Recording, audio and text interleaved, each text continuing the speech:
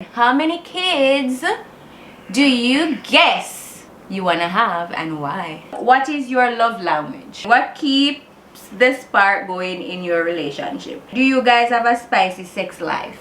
Adam. My husband wants to know what's the longest you ever molest Adam and why.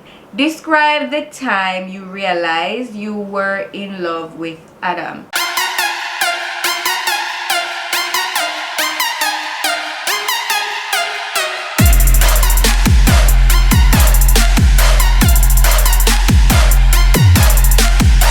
Hey guys, welcome to today's video. It's your girl Nats and I hope everyone is happy, healthy and doing okay. In today's video we got Adam here. I think Adam is y'all's most favorite person or whatever the case may be, but you guys seem to love when Adam joins me for videos, so I called him out. And actually this video was supposed to be done from all the way in February, but we're just getting to it here in, what month is it? April. Right, you know, done is better than perfect and late is better than never. So in today's video we'll be sitting down and we'll be doing a couples Q&A, like a relationship Q&A. I posted a box over on Instagram so that you guys could submit questions, relationship questions, juicy relationship questions, and you guys did not disappoint to send the questions in, and I cannot wait to hear especially his answers to some of these questions, because y'all know me, I'm like mostly blunt, but he is kind of reserved. Alright, so are you ready? Yes, I'm ready. The people sent in juicy Q&As. And we'll be keeping the names of the persons who submit their questions anonymous, so you don't have to worry about that, but you know yourself and you know the questions that you ask. So the first question, super long intro. The first question, describe the time you realized you were in love with Adam. Same question goes for Adam, so it's a two-part question. The time when I realized that I was in love with Adam, that was super long ago. That was like 5 years ago at this point. I think we covered this question in... Yeah, in the video where we discussed how we met and just the series of events that took place there. For me, it wasn't no one moment that I realized, oh, he's the one and I have to be with him, or he's going to be my husband and I'm going to spend the rest of my life with him. It wasn't like that at all. It was a series of events and conversations and building of trust and all of that for me, where I thought, you know what, like, he sounds like the person that I vision myself with. And we discussed this for about an hour and a half in this video right up here at the top of your screen. Which corner is it again? On YouTube. It's on the right side in the iCard somewhere on the top of your screen, where we discussed our entire story of how we met. So you can watch that video, skip to the part where we were talking about when we realized that each other were the one, and you probably will get your answers. But in short, what would you say though? Yeah, my answer would be similar. I can't identify a particular moment. You know, some people said, "Oh, it was that day." Yeah, but yeah. It was over this coffee. We were drinking this drink. Like, I have no idea. It was over a span of time, to be honest. And perhaps why is, I think neither of us was looking for any such thing. So, right. You know, we became friends, and quite quickly that escalated. But there's no point at which I can say this was, you know, the moment. But it was sometime in 20 what? 16? Yeah, sometime in 2016, about like that January to October, the entire 10 months was what was going on between us. Gradually. Yes. So that's that for that. I hope that answers your question. If it doesn't, as I said, check the video where we talk about our love story and how we met. At length. Yes. The next question is, have you ever had cold feet? I'm not sure if this person means in general in the relationship, because usually people only get cold feet on the wedding day, right? Usually cold feet is associated with somebody not wanting to get married, or maybe you want to just back out of the relationship because you're getting nervous or overwhelmed. Oh, okay. Well, if you look at it that way, could be many things. If you look at it that way, then the answer is no. I have never felt as if I would back out of the relationship or whatever. But mark you, we are not perfect people, and we have arguments and disagreements like every other normal human being on this earth. But it has never been to the point where we say like, you know what, we probably should not be together. And if it's on the wedding day, definitely not, because we did get married, so we obviously did not have cold feet. I didn't have cold feet.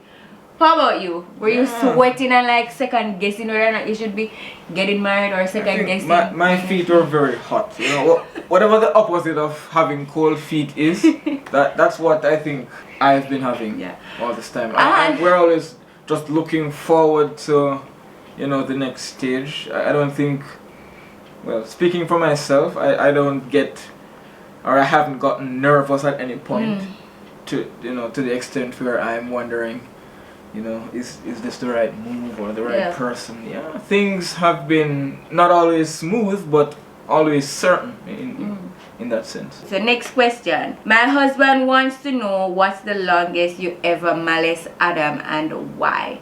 I guess that question is for me. It's so crazy that your husband wants to know this. Are you molesting your husband for long periods of time and he's trying to see what other wives are doing? What the standard is?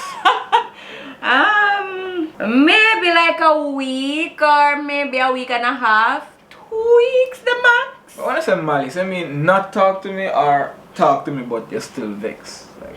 Yeah, I don't know what her husband's term of malice is, but I'm thinking not speaking to you at all. Like we argue over something and we vex and we don't speak. 2 weeks? No? I don't think so. I think so, cause listen, some of the times when I'm upset, I'm just upset. Maybe we talk like maybe I say I want to cut the trash or something, but it's not nothing like 2 weeks kind of pushing it. It might have felt like 2 weeks, but I don't think. I think we've gone 2 weeks without without talking. Yeah, it kind of sounds weird. Like when things are not right in your house, 2 weeks is half a month. Yeah, when things are not, you know, peachy, it can seem longer than it really is. But we do not always resolve problems in 24 hours for sure. But maybe 3 days, 4 days, a week tops, maybe a week tops, I would say. Maybe. Maybe a week tops. And it's not like the malice where it's like don't touch me, don't talk to me, whatever. It's just the kind where we are coexisting and we talk if we have to, but it's just not a fun, peachy kind of still communication. And something is still hanging there. But a couple of days. Maybe. Alright, next question. Do you guys have a spicy sex life? Adam. Why are you directing that question to me? Yes, let's hear what your answer is. Do we have a spicy sex life? Spicy. Little pepper. Stir. Yeah, I'd say there's some pepper. There's some pepper thrown in. You know, there are a few spices. Yeah. That's your answer. I'm trying to be PG parents. No, that's not even it about it. I'm not sure what I'm trying to be. I'm not trying to be overly expressive with these questions. I see. As I said, it's a family show. It's a family show. But I'm not complaining. Okay. I could put it that way. Right. I think we do have spice in our sex life. Yeah. The long and short of it is yes. Next question. What keeps the spark going in your relationship? Plans. Yes. We get super excited over plans and goals, and it may sound cheesy. It may sound cheesy that we're not saying, oh, we do date nights every month and we go on romantic afternoon walks and all of that, but we're just not that type of people, and it's okay for us to not be that kind of people and enjoy the kind of people we are and the kind of relationship that we have. And for us, getting excited about things that we're planning for our future, children, the house plans, cars plans, just a better life, I think is what keeps us going. Like, we're always talking about that, and we always exercise the same excitement. We're on the same page where future goals and stuff are at in this relationship, and I think that brings a lot of joy. Yeah, we're always, we daydream together, and we envision things and work toward, you know, those goals.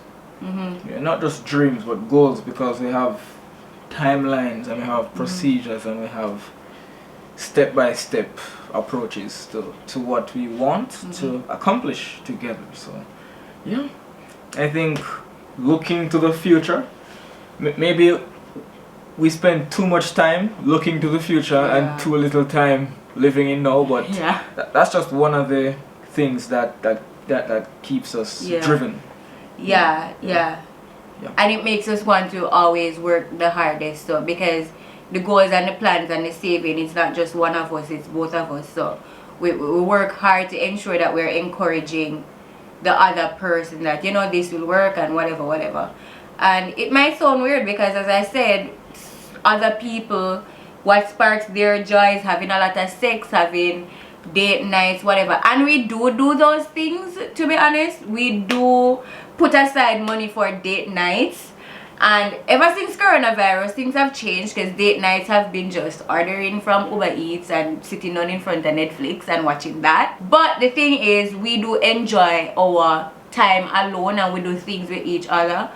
But in terms of what makes us giddy and happy is really ensuring that our plans are like on the way. Going forward. Yeah. What is your love language? So what is your love language? What is my love language? You guys, for How me, about you do the reverse to make things more interesting?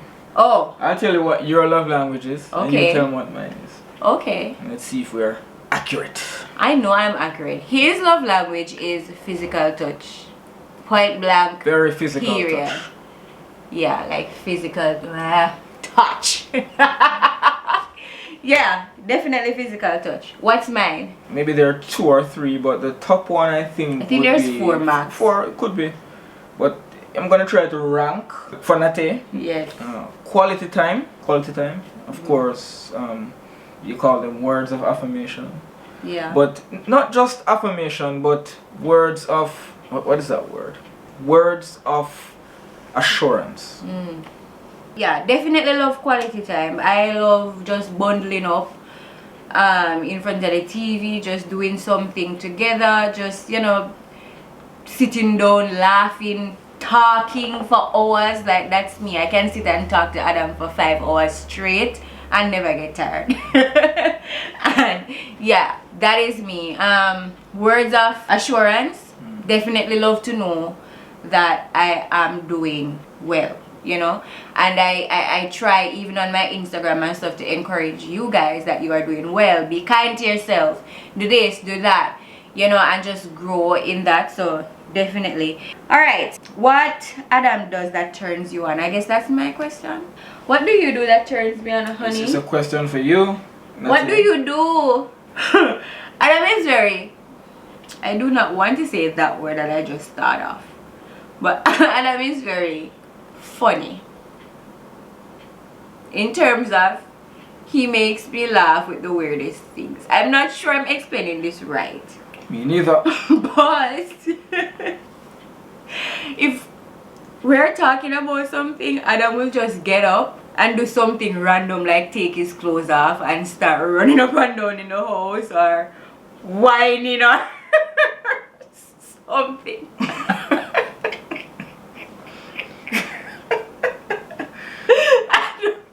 Listen, I don't know if I'm explaining this to you guys right, but Adam is like the weirdest. He does the most random thing. Are you answering the question? Yeah, because that turns me on. Yeah, like if we're just talking, especially if we're talking about sexy stuff or sexy time or whatever, and he's like, where's that? And you know, whatever. Another thing that he does to turn me on is he has this look, you guys. he completely denies it, but he has this look. And from time to time, I'll be talking to him and I'd say to him, Adam, stop with the look. And he's like, what look? I'm saying, like, you know what look I'm talking about. He looks at me a specific way. And when I see that look, I can tell that he is thinking about either how much he loves me, how much he's in love, or just some sexy times or some sexy things. Like, it always comes out in his eyes. Don't I always tell you, like, at random times to stop looking at me with the eye? So we go from whining to looking. Yeah, because they ask what turns me on and I'm telling them. These are some real extremes. That's what I'm saying. Don't deny it. I'm not denying anything. Alright, answer this question. Haven't I at random times just tell you, stop giving me the look? Yeah. He has a look, you guys. I have a look. He has a look that he looks at me with and I can just tell, and it just gives me shivers. And yeah, I like the random stripping naked and doing stripper stuff. So the look is a shotting gun, and the whining and running, that's the genjutsu. Whatever that means. 1% of their audience will understand. That is my 1%. I see you. Yeah, okay. Next set of questions. How is married life? I have gained more than I have lost. You know, there are more ups than downs. Generally, I feel more fulfilled, more supported. I don't feel alone. Not that when I was single I was feeling alone, but Were you ever single in your life? might have been at some points. Don't believe him. I feel like being married. I feel more at home. That's I'm not sure if that makes sense, but I feel more secure. You know, there's someone else who is always thinking about what I'm thinking about, and yeah, there is. And speak up. I'm trying to condense what married life is in a couple of words. Oh, it's not so alright. That is one of my pet peeves with you this have dude. some you Oh have my a God. lot to say. So go ahead and say it, Natay. No, say it, but speed it up, man. Oh my goodness. Okay, go ahead. You weren't finished. Yeah, that's basically it. I feel the love and togetherness. That is what married life is. So go ahead. Wow. What about married life for you? Guys, you didn't ask this question. At least I haven't seen it, but that's one of my pet peeves with Adam. He takes forever to say what's on his mind because he's thinking and talking. Yeah, how is married life for me? It has been one of the best experiences, to be honest, so far in my life. Marriage is by no means easy. Even if you were together for a long time before you got married. Adam and I were together for like 3.5 years before we get married or something like that. And to be honest, being married with Adam is different from being boyfriend and girlfriend with Adam. It's totally different. And many persons think that because, you know, they know each other for a long period of time, they get married, things are going to be the same.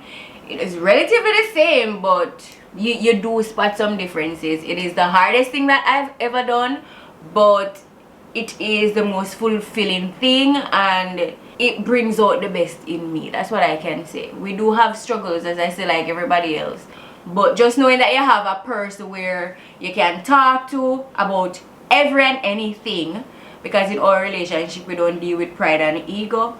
It's like, if you feel like shit today, you can let me know and we can feel like shit together, you know what I mean?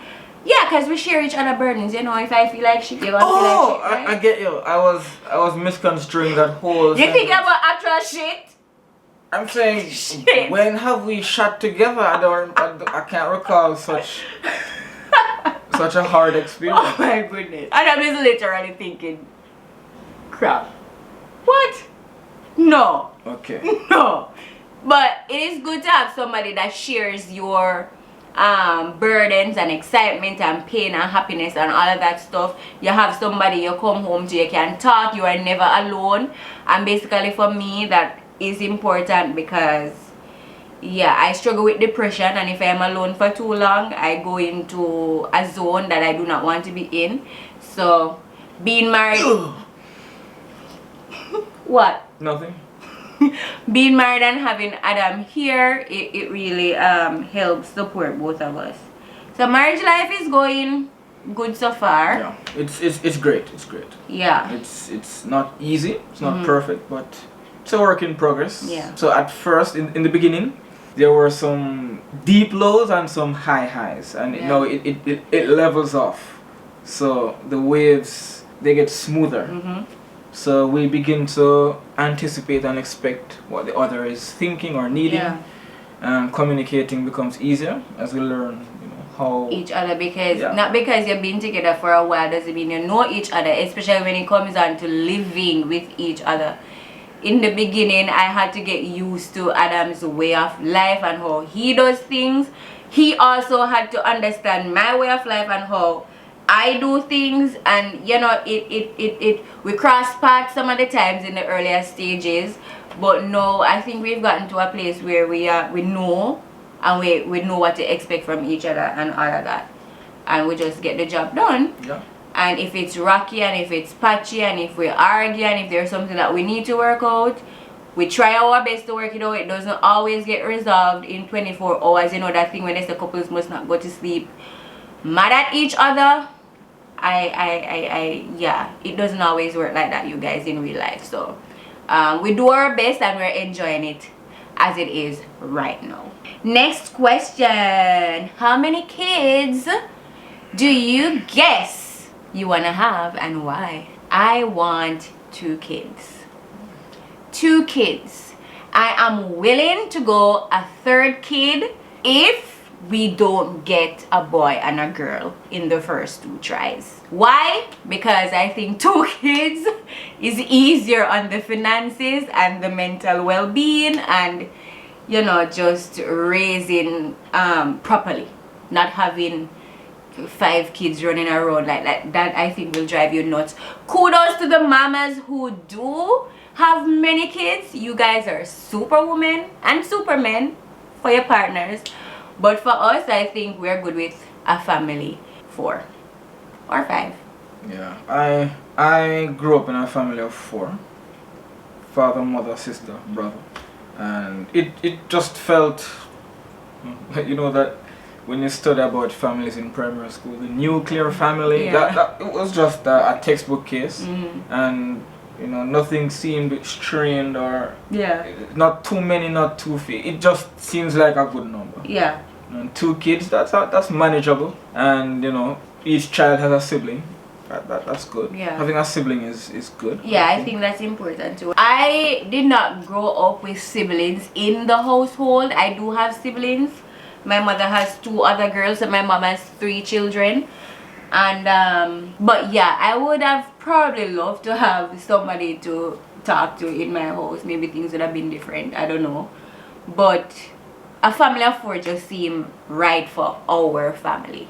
We want a pair. We want a girl and a boy. I want our children to have another sibling of the other gender, you know what I mean?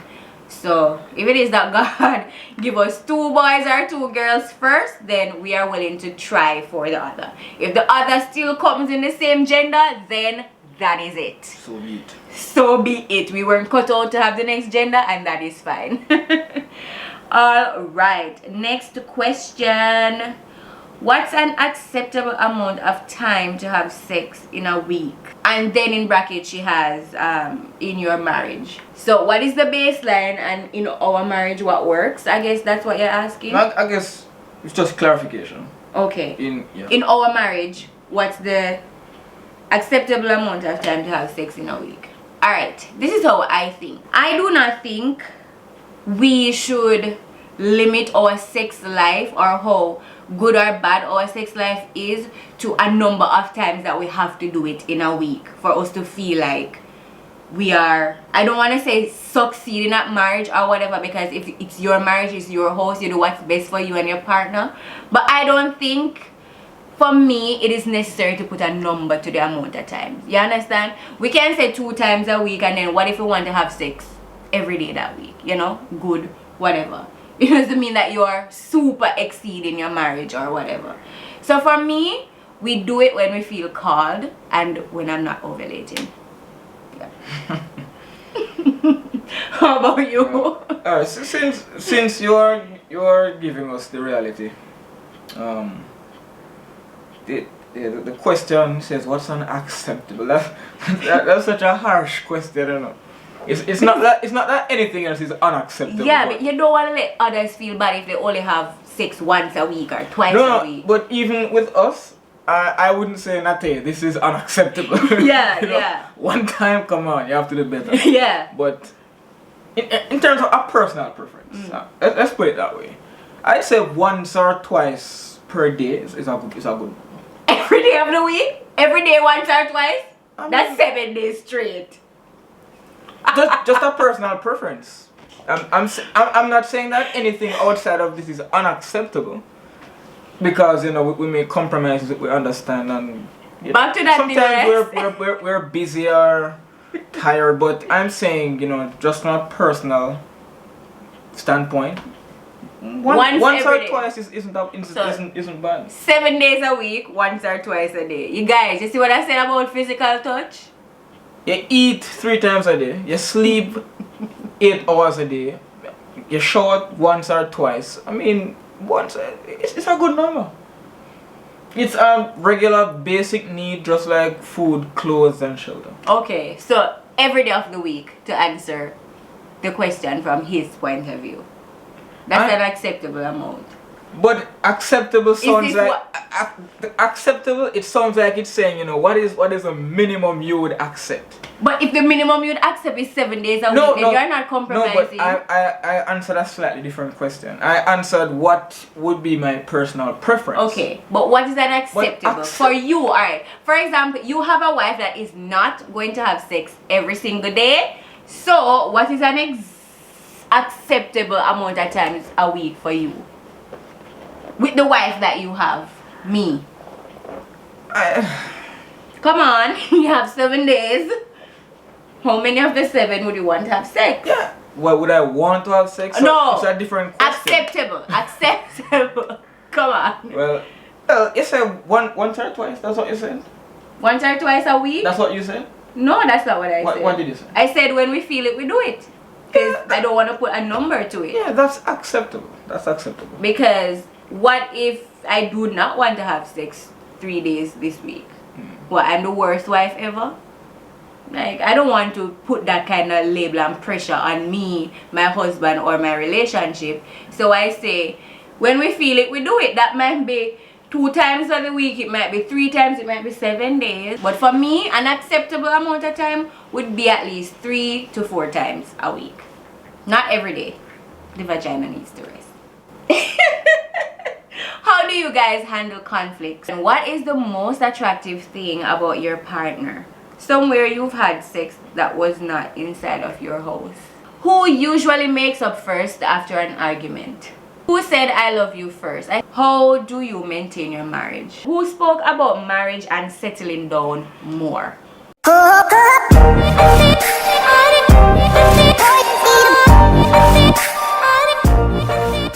So back to what I was saying. Could be us.